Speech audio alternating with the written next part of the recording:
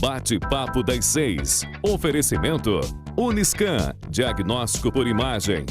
Rio Doce Radiologia. Unicor.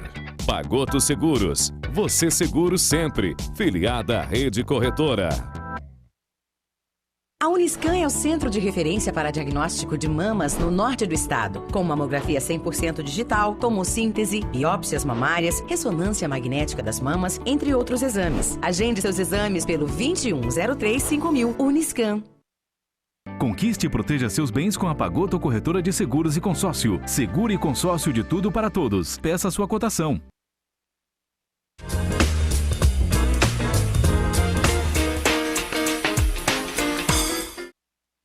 Olá, sejam todos muito bem-vindos ao Bate-Papo das 6, quarta-feira saudável, hoje fechando o nosso Setembro Vermelho, né, em homenagem aí ao dia 29 de setembro, Dia Mundial do Coração. Então hoje a gente fecha essa série de programas falando sobre prevenção cardiovascular e brindando aí, fechando com chave de ouro, a gente vai conversar sobre obesidade e cirurgia bariátrica com, sem dúvida, um dos melhores cirurgiões aí do estado, Dr. Antônio Carlos Lugon. Seja muito bem-vindo. Muito obrigado. E o Dr. Frederico Lamego. Seja muito bem-vindo. Obrigado pelo convite. Isso, eles que são cirurgiões gerais, né? Também especializados em videolaparoscopia e cirurgia bariátrica, né? Bem, o papo de hoje é muito interessante, né? Você pode nos assistir hoje no canal 16.1, né, na TV aberta, na Rede Sim FM 106.1, né, e também no YouTube e no Facebook. E no canal do YouTube da TV Sim é interessante que você acione aquele sininho, né, que a gente, toda vez que a gente entrar ao vivo, você será acionado do vídeo ao vivo e etc, né? Lembrando que no próximo mês começa a outra campanha, né, que é o Outubro Rosa, cheio de novidades, cheio de detalhes aí para a saúde da mulher, né? Bem, você pode interagir conosco também através do WhatsApp, né? E também da hashtag Bate-Papo das 6, tá certo? E para iniciar o nosso bate-papo, queria que vocês assim explicassem para o público em geral qual que é o dia a dia de vocês sobre a videolaparoscopia, que é uma especialidade de vocês, né? E também da cirurgia bariátrica. Como é que é esse profissional, né? A gente trabalha na área de cirurgia geral, né? Cirurgia do aparelho digestivo, cirurgia bariátrica, que é a cirurgia da obesidade. E em termos de videolaparoscopia, é a cirurgia que a gente faz com acesso minimamente invasivo, né? Que são pequenos orifícios, e consegue fazer a cirurgia com menor trauma, com menor tempo de internação, tá? Hoje em dia, a gente vai falar aqui de bariátrica, a gente dá alta com o paciente com 24, 36 horas. Isso. Então, é uma evolução muito rápida. É o que a população chama de cirurgia laser? Exatamente, né? Exatamente. Cirurgia. Apesar de não ter nada de laser, é o que o pessoal chama. Popularmente fala que operou a laser, né? Exatamente. Isso é o que tem de mais moderno do ponto de vista de cirurgia, né? Com certeza. Com certeza. Gostaria de complementar alguma coisa?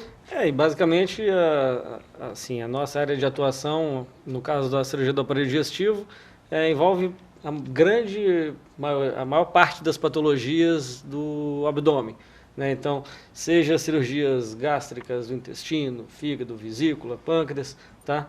E no caso também da cirurgia da obesidade, popularmente conhecida como cirurgia bariátrica. Bariátrica, né? Isso aí. Bem, durante essa série de programas dessa nossa campanha, né, que é saúde, prevenção e cardiologia, nós conversamos muito sobre os fatores de risco, né? E a obesidade, ela está envolvida com hipertensão, com doença coronariana, enfim. A obesidade, ela é, como diria um professor meu, uma bomba de hormônios que altera todo o organismo, né? E eu queria, assim, qual que é a definição de obesidade? Quem é o obeso hoje? Tem classificação? Quem que é o obeso? Existem classificações do tipo obesidade, sobrepeso, etc. Como que funciona isso? Tem classificação. Uhum. Então, assim, começando sobrepeso, né? O paciente até 24,9 é um paciente normal, acima de 25, né? De 25 a 30 é considerado obesidade grau 1, na verdade de 25 a 29,9. De 30 Desculpa. De 25 a 29,9 é sobrepeso, isso não é obesidade, né? Entre o normal e o obesidade grau 1. Depois tem a obesidade grau 1, que vai de 30 a 34,9. Obesidade grau 2, que é de 35 a 39,9. E acima de 40 são os pacientes obesos mórbidos, que são os obesos grau 3. E tem uma subclassificação aí de pacientes acima de 50 de IMC, que são super obesos mórbidos, que são os pacientes mais graves em tudo quanto é patologia. E você usa como base isso peso e altura, né, para calcular o IMC? O cálculo é feito sobre peso dividido por altura ao quadrado, né, altura vezes altura. Uhum. E aí você consegue classificar o seu obeso, vamos dizer assim. Sim. Né? Tá. E o que nós temos hoje para, além, claro, igual eu citei anteriormente, né, a gente foi durante todo esse mês, exaustivamente, falando de atividade física, de quanto alimentação. Semana passada, a Stephanie foi excelente conosco aqui, falando sobre o padrão alimentar, tudo isso. Mas quando a gente ultrapassa essas barreiras, ou seja, isso tudo tem que estar junto, né? Atividade física, alimentação. O que a gente pode oferecer a mais para o obeso que saiu dessa, vamos dizer, da mudança do estilo de vida, ele não conseguiu, e agora o que a cirurgia, qual o tratamento da obesidade hoje? Em 2020, o que nós temos a oferecer para ele? Então, como você bem explicou antes, a obesidade ela é uma doença multifatorial, né? E já foi abordado aqui com o pessoal da nutrição. Então, assim, a doença está associada a componente genético, a sedentarismo e a falta da atividade física, e hábitos alimentares, né? Comer mal e comer em excesso. Tá? Diante disso, dependendo do grau de, seja o sobrepeso, o excesso de peso, ou mesmo os graus de obesidade, dependendo do estágio, o paciente ele tem os tratamentos inicialmente clínico, junto com o nutricionista e o endocrinologista, tá? Que aí é através de mudanças comportamentais, dieta e também até em alguns casos uso de algumas medicações. E assim, aquele paciente com obesidade grau 2 associado a doenças associadas, ou também popularmente conhecido como as comorbidades, seja pressão alta, diabetes, alterações ortopédicas, infertilidade, então tem uma gama de doenças, tá? Ou mesmo aquele paciente sem doenças associadas, mas com obesidade grau 3 ou obesidade mórbida, aquela que o Frederico comentou, o IMC acima de 40, esses pacientes, sim, eles são candidatos, né, à cirurgia bariátrica, tá? Que hoje, para essa situação, é o tratamento mais eficaz, com melhores resultados para a obesidade. Uhum. Então, primeiro a gente tem a questão clínica e depois uma questão cirúrgica, né? Isso. Existem outras formas, né? Como, por exemplo, balão, tratamento por endoscopia, mas aí são situações de exceção para pacientes com obesidade grau 1, ou até mesmo em alguns casos sobrepeso, com doenças associadas, mas que esses pacientes não são elegíveis, eles não têm, pelo Conselho Federal de Medicina e pela Organização Mundial de Saúde, eles não são pacientes que seriam candidatos à cirurgia bariátrica. Então, são situações de exceção. O balão seria o quê? Assim, só para exemplificar de maneira prática aqui. O balão é um dispositivo inflável, seja por ou líquido ou com gás, tá? E que é instalado dentro do estômago por via endoscópica. Tá? É um tratamento temporário, né? Ele não é definitivo, ele não pode ficar ali indefinidamente. Tá? E esse seria indicado normalmente para aqueles pacientes que precisam muito emagrecer por doenças associadas, mas que tem aí obesidade grau 1 ou um sobrepeso alto, paciente com IMC de 28, próximo de 30, e que precisa muito de redução de peso, e nesse caso não tem indicação de cirurgia bariátrica. Entendi, excelente. E lembrando, assim, a obesidade grau 1 até hoje em dia, quem é diabético, né, é feito até cirurgia para isso, trata-se mais ou menos da mesma cirurgia para tratamento do diabetes, que é a cirurgia metabólica. E você falou, tem o tratamento clínico, tem a cirurgia e depois continua o tratamento clínico, porque é uma doença crônica. Se o doente não faz um acompanhamento com a equipe multidisciplinar e a longo prazo, num pós-operatório, o reganho disso aí não é insignificativo. Então, é um tratamento sério, multidisciplinar, que precisa desde o clínico no início, talvez da cirurgia no meio do caminho e depois do clínico do mesmo jeito, tá? O paciente tem que ter uma disciplina, ele tem que ter uma mudança de vida, mudança alimentar, tudo que já foi comentado aqui antes. É um conjunto, né? É um conjunto, uma cirurgia não faz um milagre. Uhum. Tá. E a cirurgia bariátrica em si, o que ela é? Como você explicaria e descreveria assim a cirurgia? Bom, vamos falar nas duas técnicas básicas hoje que existem no Brasil e no mundo. Existe o sleeve gástrico, né, que é a gastrectomia vertical, que é uma técnica que você faz mexendo somente no estômago. Então você faz um estômago tubular vertical, tá? E esse paciente é a chamada cirurgia somente restritiva. Você diminui o tubo gástrico, faz ele vertical, tá? E isso faz o paciente ter uma boa perda de peso. Tem algumas contraindicações, tá? Então, assim, isso foi até bom você tocar, porque, assim, quando a gente fala assim, gastrectomia vertical, mexe só no estômago, e quando você fala de um bypass gástrico, quando você cita isso para o paciente de uma forma errada, parece que ele fala assim, essa é mais invasiva porque mexe em estômago e intestino. Uhum. E isso não é verdade, tá? Invasivo depende de cada paciente. Se você pega um doente que tem refluxo, por exemplo, que é o refluxo de conteúdos do estômago para o esôfago e faz uma gastrectomia vertical nele, você está sendo mais invasivo com a gastrectomia vertical do que um bypass que trata também o refluxo. Então, acho que técnica cirúrgica hoje em dia é a gastrectomia vertical, que mexe só no estômago. O bypass é considerado uma técnica mista. O que é mista? Tem a fase restritiva da cirurgia e tem a pequena desabsorção intestinal. Tá? Então, existem essas duas técnicas. Existe uma mais invasiva que outra? Não. Ambas são feitas por videolaparoscopia. A questão, uma mexe só no estômago, outra mexe no estômago e no intestino. Isso é para cada paciente, isso é para cada tipo de doença. Perfil, né? Perfil de paciente. Então não tem essa frase, essa é mais invasiva que essa. Talvez uma gastrectomia vertical num paciente com doença do refluxo seja muito mais invasivo do que um bypass. Entendi. A cirurgia bariátrica, então, hoje é como se fosse a de laser. É por vídeo. Ambas técnicas que eu estou falando aqui, eu não estou nem citando em cirurgia aberta, porque a melhor forma de se fazer é por videolaparoscopia e ambas são feitas por videolaparoscopia. E é bem simples, pontinhos, bem simples do ponto de vista assim, né, do que a gente conhece como cirurgia geral, vamos dizer. Do ponto de vista de recuperação, né? Isso. Você pensar, porque tecnicamente o que é feito na cirurgia é semelhante ao que é feito tanto na cirurgia aberta, quanto na cirurgia por vídeo, quanto na cirurgia por robô, né?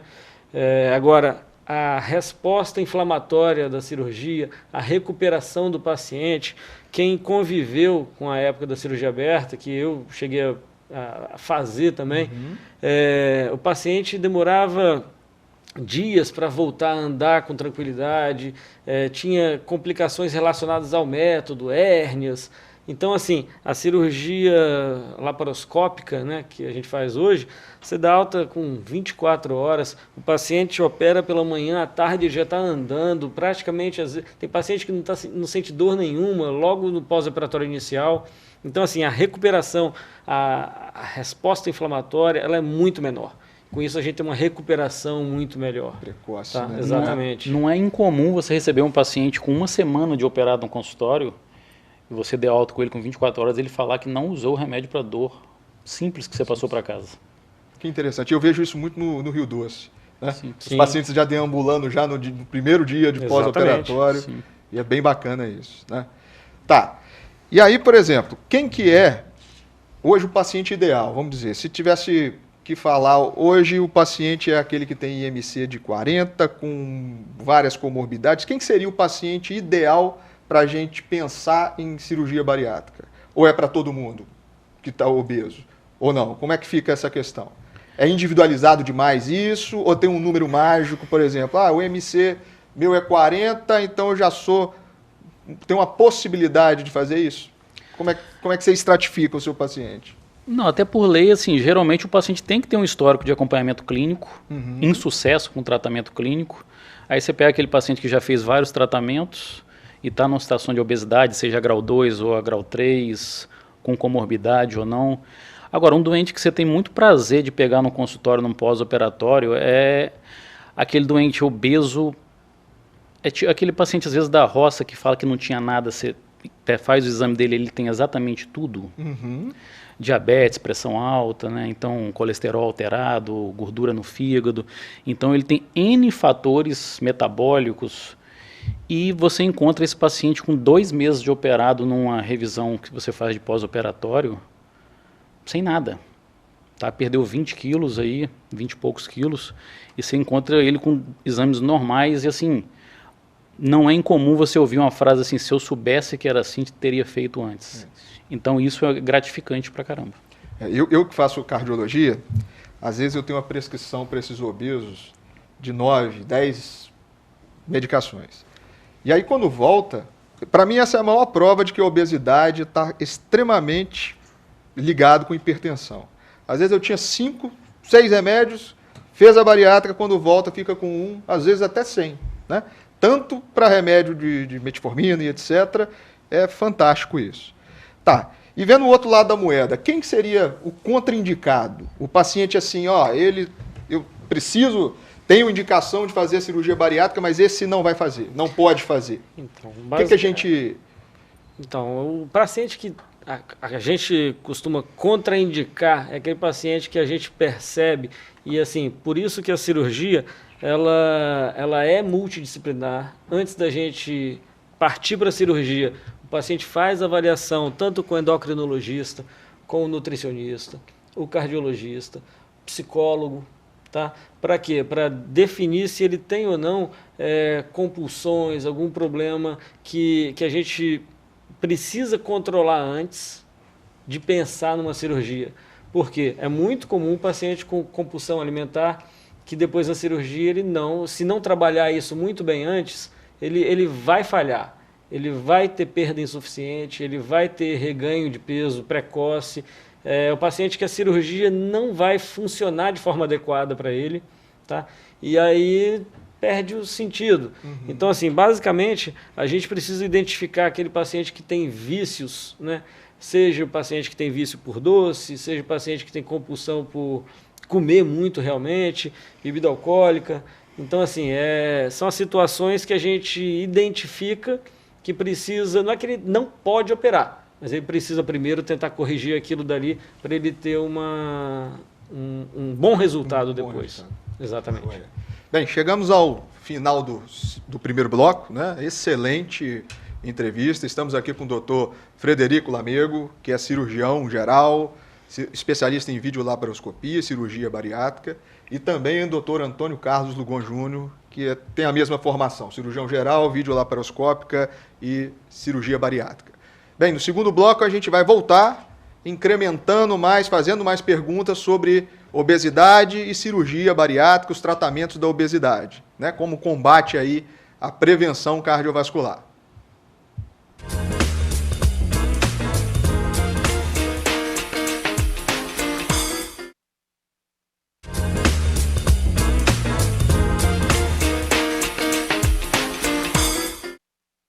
Retornamos para o segundo bloco do Bate-Papo das 6, a quarta-feira da saúde, né?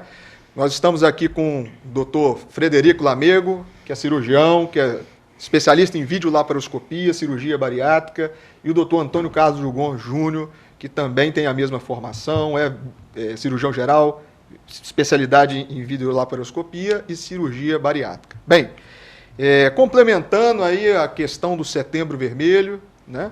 Sobre os comemorativos da prevenção cardiovascular, né, do mês, a gente falava sobre obesidade e da cirurgia bariátrica.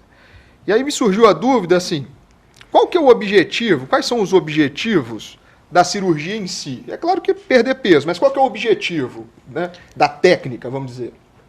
Bom, o objetivo, sim, você pegar um paciente obeso, eu acho que o objetivo é você tirar ele de uma situação crítica. Você tem que pensar assim, num paciente que hoje em dia ele não tem estímulo, às vezes, se ele tentar, ele tem lesões, então ele não consegue começar a fazer uma atividade física. Então, é perder peso com certeza, mas a cirurgia traz isso aí, tirar o paciente da obesidade e botar ele numa situação de se cuidar. Então, não existe técnica perfeita, existe paciente perfeito. E o que é um paciente perfeito? É o paciente que ele troca os vícios que ele tinha, faz uma cirurgia para perder peso e se tornar um peso normal e cuidar disso daqui para frente. Através de acompanhamento clínico, com nutricionista, com endocrinologista. Então, isso é o objetivo da cirurgia, é tirar o paciente da situação de obesidade com doença grave, que traz vários problemas associados. Muitas comorbidades. E botar ele numa situação praticamente normal para voltar a se cuidar. Exatamente. A gente tem uma paciente em comum, inclusive, né, que ela mudou completamente o astral dela. Né? A gente vê que ela está realizada, né, e é outra pessoa, ou seja, trata a cabeça também, vamos dizer assim, né? Sim, focou, ajuda, começa a perder peso, aumenta a autoestima, começa a frequentar uma academia e muda todo o cenário. O prazer, a compulsão dela, que era de se alimentar, agora é em fazer exercício, ou seja... Isso ia ser o paciente perfeito. Perfeito. Né? E a gente conversava, Lugon, sobre a prevalência, né? A prevalência da obesidade e quanto isso é importante, né? Exatamente. É importante a gente lembrar, e a gente já citou isso várias vezes aqui, que obesidade é uma doença, tá? O paciente está um pouquinho acima do peso, mas ele é fofinho, ele não tem nada, ele não tem doença nenhuma.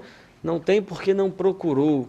Porque se ele fizer um acompanhamento regular, ele vai descobrir, mesmo no paciente jovem, uma pressão alta, ou um quadro de diabetes, ou um estado que antigamente chamava de pré-diabetes, né? Que é aquele paciente que ele ainda está com a glicose normal, mas às custas de uma produção, uma insulina alta. É um paciente que está prestes a abrir um quadro, descompensar no quadro de diabetes. Tá? Então, assim, obesidade é uma doença. Tudo no obeso é mais grave. O paciente obeso que tem uma pneumonia é mais grave. O paciente obeso que tem uma infecção urinária, uma apendicite, tudo no obeso é mais grave. Então, assim, isso é importante a gente lembrar. Tá? E, assim, se a gente for avaliar dados recentes daí do Ministério da Saúde, o Brasil, assim, até o levantamento de 2019, apresentava quase 60% da população com excesso de peso. Ou seja, pelo menos um IMC aí acima de 25. Tá? Se a gente for jogar para o paciente obeso, a partir de obesidade grau 1, quase 20% da população brasileira tem obesidade. E focando agora na parte da cirurgia, 8% da população seria candidato, seria elegível para a cirurgia bariátrica. Então você imagina, uma população nossa aí, quase 13, 14 milhões de pessoas no país teriam indicação de operar. A quantidade de cirurgia bariátrica no Brasil, ela vem aumentando, a quantidade de cirurgias realizadas por ano, né, anualmente, e estabilizou aí entre 60 e 70 mil cirurgias por ano.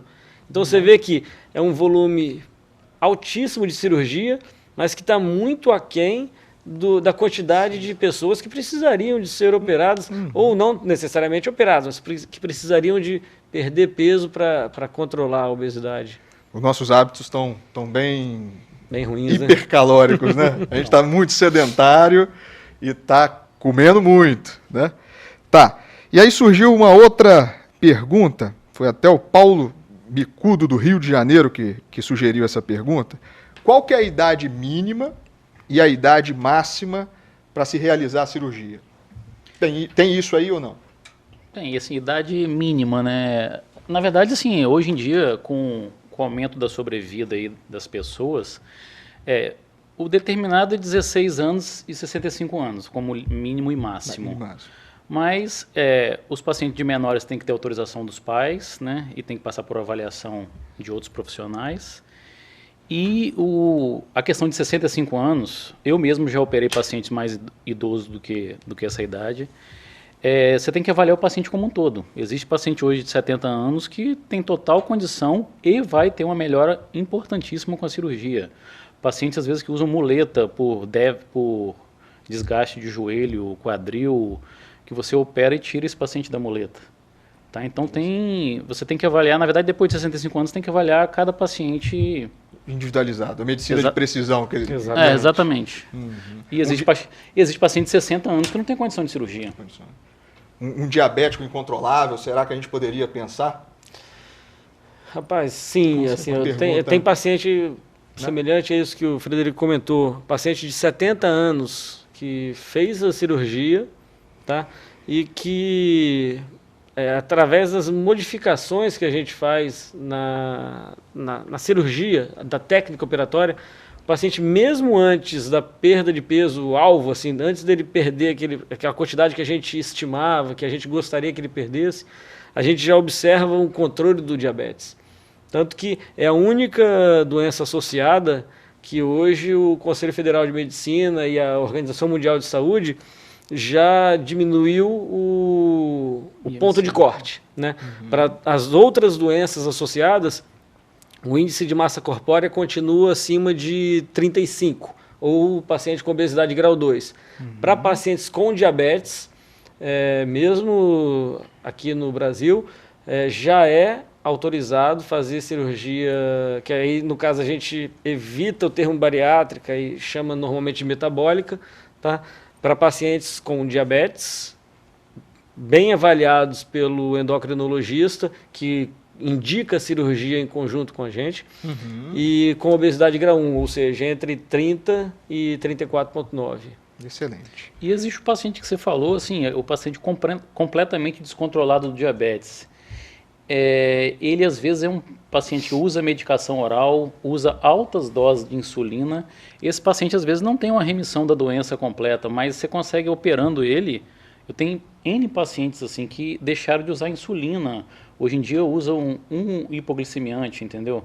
Então você não tira, você não bota ele numa questão de controle total. Cura, né? Cura, isso aí é até precipitado de falar, mas assim, você consegue botar ele numa melhor situação. Você imagina o paciente deixar de tomar 70 unidades de insulina a dia e passar a tomar um comprimidinho, então isso melhora a qualidade de vida muito. Exatamente. Vamos simular aqui, por exemplo, eu vou encaminhar para vocês um paciente com um cenário ideal. Vamos supor que é um hiperobeso, 40 anos, diabético, 40 anos, desculpa, IMC de 40, etc., com vários fatores de risco, diabetes, hipertensão e etc. E a gente chega à conclusão, né, do time de médicos que ele deve operar, ele é candidato. Como que se inicia o processo? Por exemplo, eu vou te encaminhar, o que você vai fazer passo a passo? Você vai encaminhar para um psicólogo? Como é que a gente vai, para a população entender como é que é o processo? Então, a rotina qual é? Exatamente. É basicamente um protocolo mesmo, tá? Basicamente a gente faz a avaliação inicial, para confirmar, então pesa, mede o paciente, calcula o IMC, avalia o histórico desse paciente, desde quanto tempo que ele tem obesidade, se ele já fez acompanhamento, se ele já tentou controlar, já tentou mudar de vida, por quanto tempo que ele fez isso. Então, assim, feito toda essa avaliação inicial, a gente parte para planejar a cirurgia. Então, normalmente, o paciente, para chegar à cirurgia, ele precisa avaliar por diversos profissionais. O mínimo que ele vai precisar de ser avaliado é pelo cardiologista, pelo endocrinologista, pelo nutricionista e, em conjunto, psicólogo, psiquiatra, tá? Isso é o mínimo. Lógico, tem pacientes que a gente identifica, por exemplo, uma doença vascular periférica acentuada, então ele vai ter que passar também pelo angiologista e o cirurgião vascular. Tem paciente que pode ter um grau de DPOC, uma doença respiratória, vai precisar passar também pelo pneumologista. Então, assim, não existe um padrão único, mas tem um mínimo e a gente vai individualizando. Além disso, uma série de exames laboratoriais para poder avaliar doenças que, se tiverem mal controladas, podem contribuir com a obesidade. Então, vai avaliar distúrbios da tireoide, da paratireoide, da adrenal, até além da parte de diabetes e tudo mais. Além disso, o mínimo, um ultrassom abdominal, endoscopia, um raio-x de tórax. Então, assim, é realmente um checklist que a gente tem que completar ele para só então indicar e partir para a cirurgia. Diminuir o máximo os riscos, né? Exatamente. Conhecer bem o paciente. A gente não pode ter surpresa durante a cirurgia. Então, a gente avalia bem ele para deixar ele o mais equilibrado, o mais preparado para depois ter uma cirurgia adequada e uma evolução, uma recuperação adequada do pós-operatório. Excelente. E aí vocês... Pode ficar à vontade. Uma pergunta que eu tenho costume de fazer na primeira consulta de bariátrica é porque chega muito paciente, às vezes, no consultório e ele começa a consulta assim, né? Doutor, eu vim aqui porque fulano, um monte de doutor mandou eu vim aqui. Então, a primeira pergunta que eu faço a ele, eu falo assim, tá, todo mundo te encaminhou para cá. Você quer isso? E eu estou perguntando se você quer com atitude. Você quer operar para mudar de vida? Porque se for para continuar na mesma vida que você veio até aqui, é 100% de chance de dar errado. Então, depende do comprometimento do paciente. Então, é uma pergunta que eu geralmente faço de primeira. Quando ele começa a citar um monte de médico, que ele vê que ele precisa, eu preciso saber se ele quer. Mas quer com atitude, né? Sim, tem que ter a atitude dele, né? Sim. E aí, depois disso tudo, a gente escolhe uma dessas técnicas, vamos dizer, né? Certo. Vocês vão planejar uma dessas técnicas. Quanto tempo dura a cirurgia? Em média? Tempo cirúrgico. Tempo cirúrgico, é. A gente já internou esse paciente, já fez todo o pré-operatório, correu tudo bem, o pré-operatório. Você internou ele no hospital para operar. Quanto tempo, mais ou menos, em média, a cirurgia? Esse paciente vai para o centro cirúrgico, ele vai ser anestesiado, assim, o tempo cirúrgico. Lógico que tempo, assim, uma gastrectomia vertical, 50 minutos, 1 hora, um bypass, 1h30, 2. Eu sempre falo assim, a cirurgia tem que acabar perfeita. Então, se ela durou 3 horas porque estava muito difícil tecnicamente, ela tem que acabar perfeita, ela não pode ter complicação. Então, tempo cirúrgico, 1 hora para vertical, para gastrectomia vertical, 1h30, 2 para um bypass, mas podendo mudar, e importante é acabar perfeita, que esse paciente de tarde vai estar andando do mesmo jeito. Show de bola. E é importante lembrar que a cirurgia é a mesma, mas o paciente não é o mesmo. Não é o mesmo. Então é muito diferente a gente operar, por exemplo, uma mulher com obesidade de grau 2, hipertensão, e operar um homem com um super obeso, com IMC acima de 50, com diabetes. Então, assim, apesar da cirurgia ser a mesma, tem pacientes que são mais trabalhosos e aí normalmente acaba demorando um pouco mais. Mas, como disse o Frederico, o importante é a cirurgia até que acabar perfeita. Perfeito, né? O cenário abdominal de um paciente, a mulher geralmente ela tem obesidade impera, né, que é a obesidade mais periférica, então a gordura intraabdominal, que é onde a gente opera, geralmente é mais tranquilo de operar. Lógico que tem mulheres de padrões diferentes. O homem ele tem a obesidade abdominal, que é o fígado bem gorduroso, né, esteatótico. Então, geralmente é um paciente mais difícil de operar.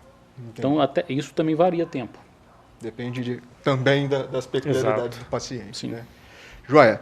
Terminamos aqui o segundo bloco, né? Estamos com 2 excelentes, seguramente um dos melhores cirurgiões do país, Dr. Frederico Lamego e o Dr. Antônio Carlos Lugon, especialistas em videolaparoscopia e cirurgia bariátrica. No próximo bloco, o terceiro e último, a gente vai falar sobre o pós-operatório de cirurgia bariátrica. Vários detalhes, várias nuances. Vamos falar sobre dumping também, que é um tema que instiga muito a população. E é isso aí. Bate-papo das 6. Oferecimento.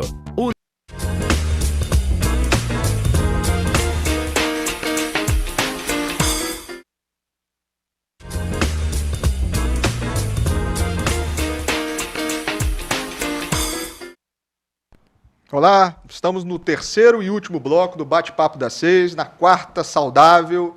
Estamos na presença de 2 especialistas em videolaparoscopia e cirurgia bariátrica, o Dr. Antônio Carlos Lugon Júnior e o Dr. Frederico Lamego, né?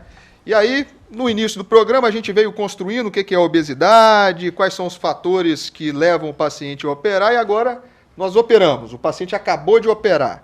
Como que é o pós-operatório imediato, ou seja, o paciente operou, e ele vai para o bloco, lá no Hospital Rio Doce, no bloco B, vamos dizer. Quais são os próximos passos agora?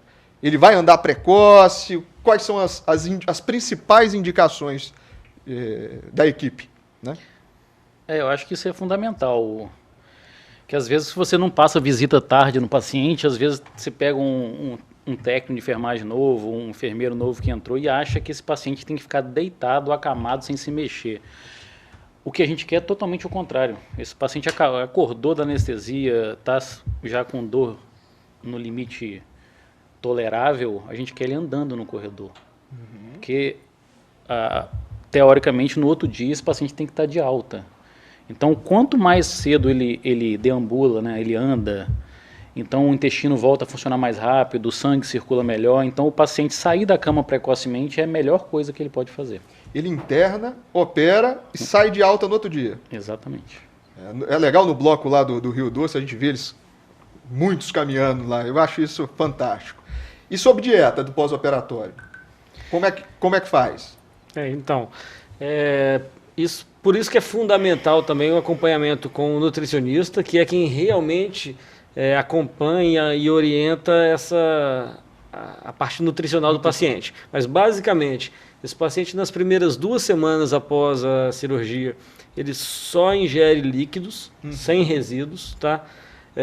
A partir da 3ª e 4ª semana, começa ali alguma coisinha batida, pastosa, mas ainda bem ralinho. E só então, a partir do 2º mês de cirurgia, né, a partir de completada para a 5ª semana, que aí ele realmente vai comer uma comida mais próxima da consistência normal. A partir do 3º mês, normalmente o paciente já está se alimentando com consistência normal. Lógico, pequenas quantidades.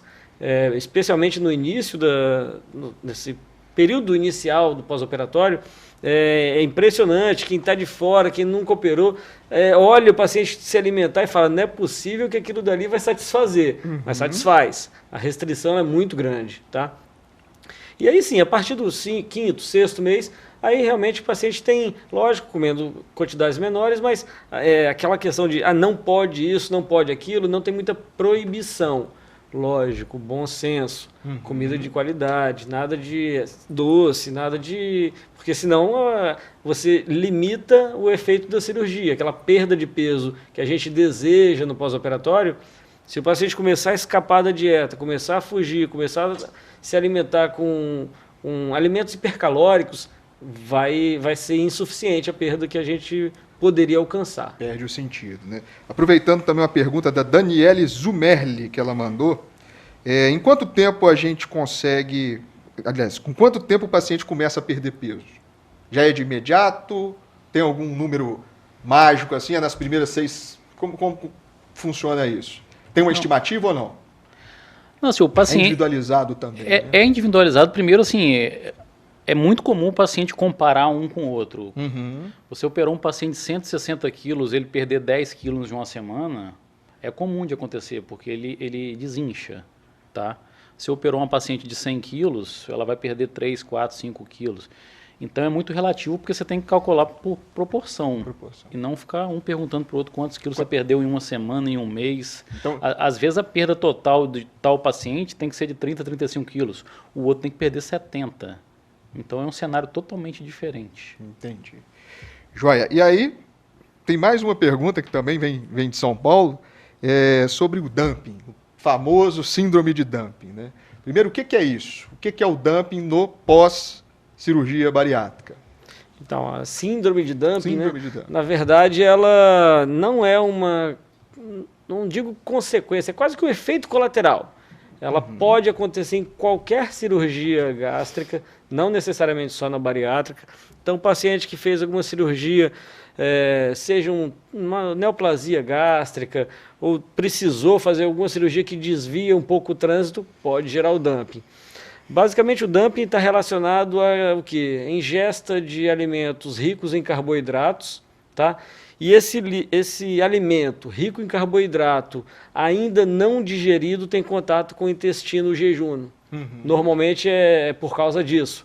Tá? E aí esse alimento, ainda não digerido, provoca uma série de alterações metabólicas, e aí o paciente tem aquela sensação de sudorese fria, tonteira, pressão cai, até uma palidez.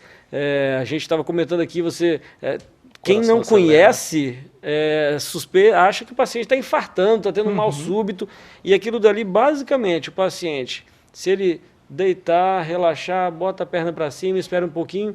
Normalmente esse dumping passa em torno de 30, 40 minutos. Tá? Pode até demorar um pouco mais, mas na imensa maioria das vezes é mais ou menos esse tempo. E aí isso não traz risco de vida para o paciente.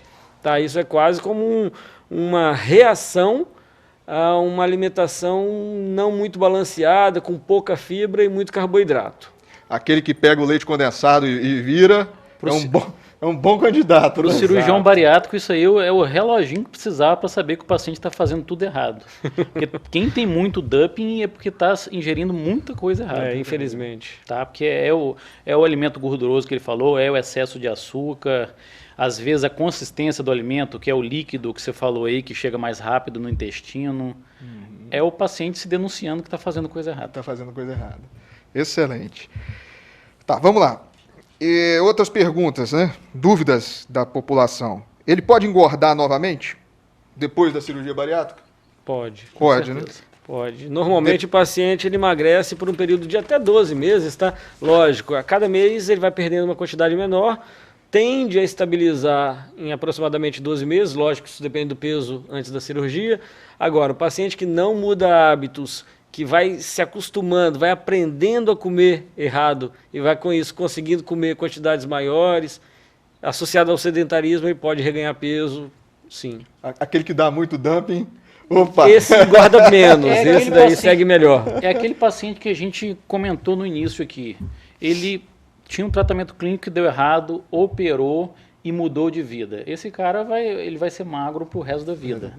Ele fez o tratamento clínico, não deu certo. Operou e fez um acompanhamento de 6 meses, 1 ano, depois esqueceu disso e voltou aos hábitos que levou à obesidade inicialmente. Ele volta à obesidade. Excelente. Vamos lá, mas tem mais 3 perguntas. Vou esgotar vocês aqui, hein? Quando que a paciente pode engravidar após cirurgia bariátrica? Ela pode, ou está contraindicada, ou não? É normal? Como que funciona essa questão da gestação? Pode. Né? Normalmente ela pode engravidar, mas assim, a gente pede que ela espere pelo menos 1 ano e meio, 2 anos, que ela chegue naquele platô, naquela parte de estabilização do peso, tá? E, lógico, com um acompanhamento regular, para ter certeza que a parte metabólica, vitaminas, está tudo tranquilo, para começar uma gestação tranquila. Estável, né? Exato. E tem um item importante aí. Você perguntou quando que ela pode engravidar. Ela tem que saber também, obesidade traz infertilidade, tá? Exatamente. A paciente que era infértil, 1 mês depois da cirurgia, ela está super fértil.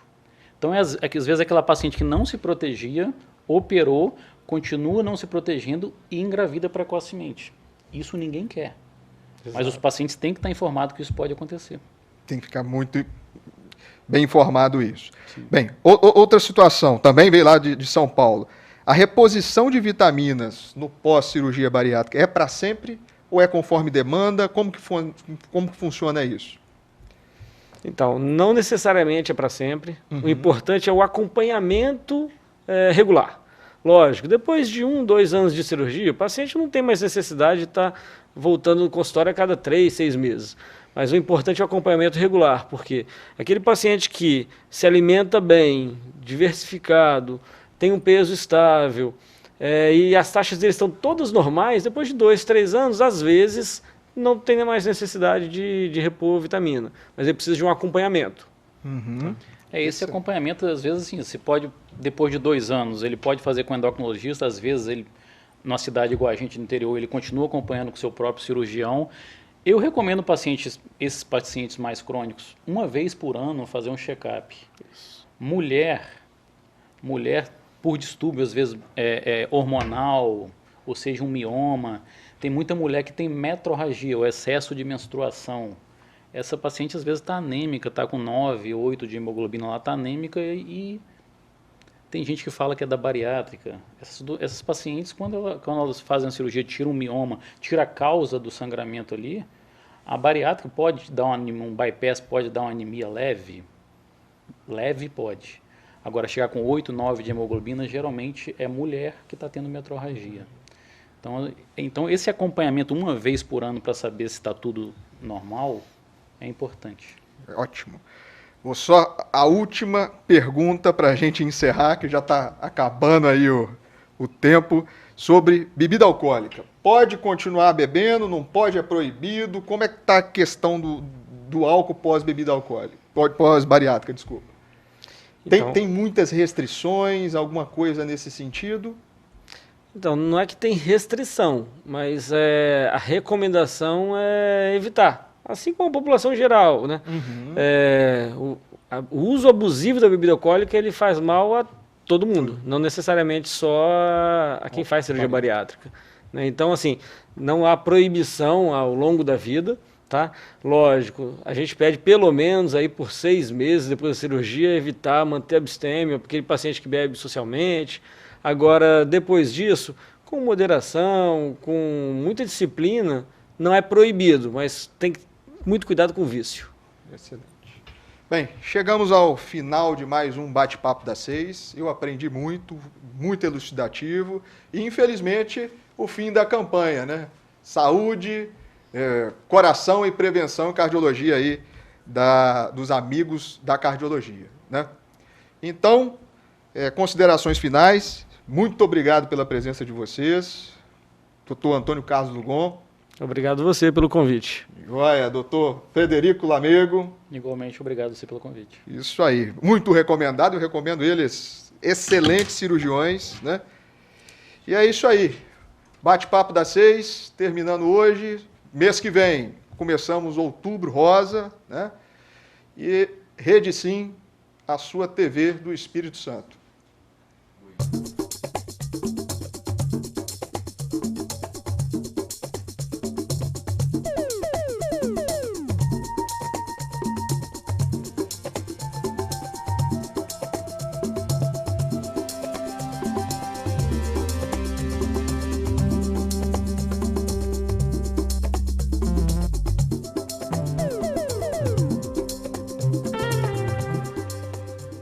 Bate-Papo das 6. Oferecimento Uniscan, diagnóstico por imagem.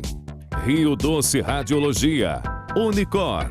Pagoto Seguros. Você seguro sempre. Filiada à Rede Corretora. Faça sua ressonância magnética cardíaca na Uniscan, equipamento de última geração 100% digital. Aqui você tem a opção de fazer os exames de ressonância com sedação. Agende seus exames pelo 2103-5000 Uniscan. Conquiste e proteja seus bens com a Pagoto Corretora de Seguros e Consórcio. Seguro e consórcio de tudo para todos. Peça sua cotação.